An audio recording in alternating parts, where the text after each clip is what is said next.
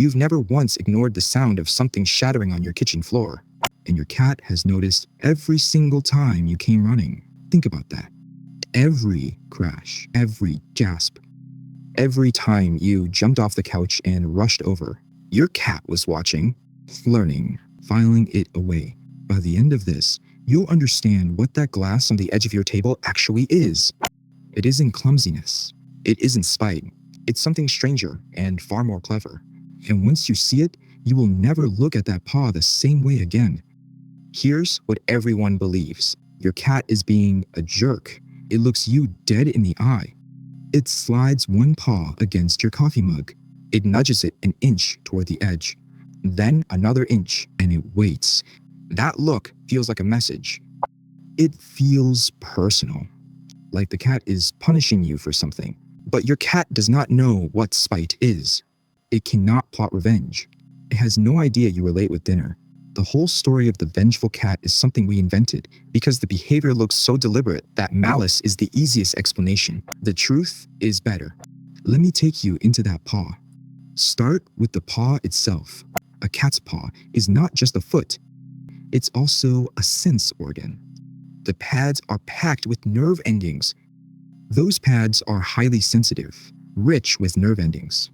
Between the pads are tiny hairs that feel movement and texture, the way your fingertips feel, the ridges on a coin. So when your cat taps an object, it isn't just shoving it, it's reading it. Feeling the edge, feeling the weight, feeling whether it moves. To your cat, that paw is basically a second pair of eyes.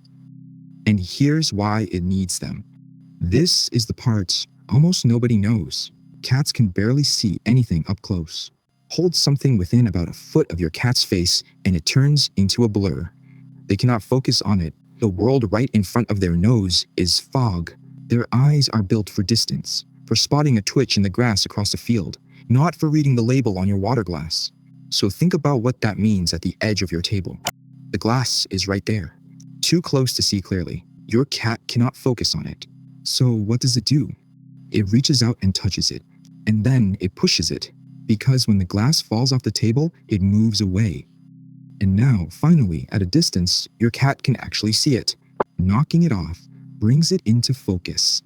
But there's a deeper machine running underneath all of this.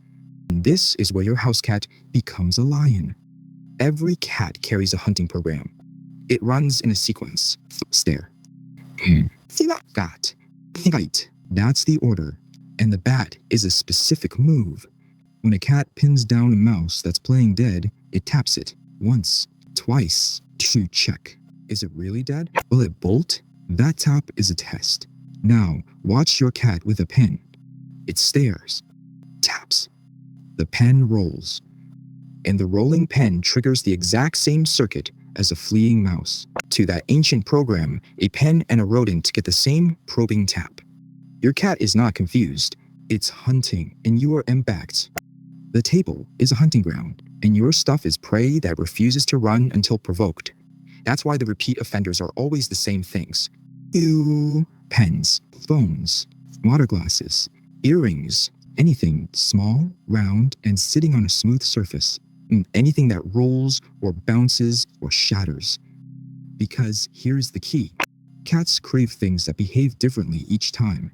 A ball that rolls the same way every time gets boring.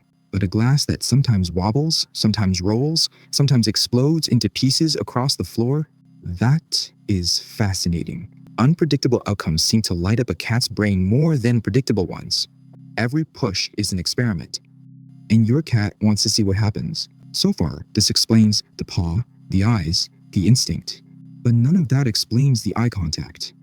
Why does your cat look at you first? Because you are the biggest reward in the room. This is the piece that turns everything. Your cat has run an experiment on you thousands of times, and it has the results. Knock the cup. And what happens?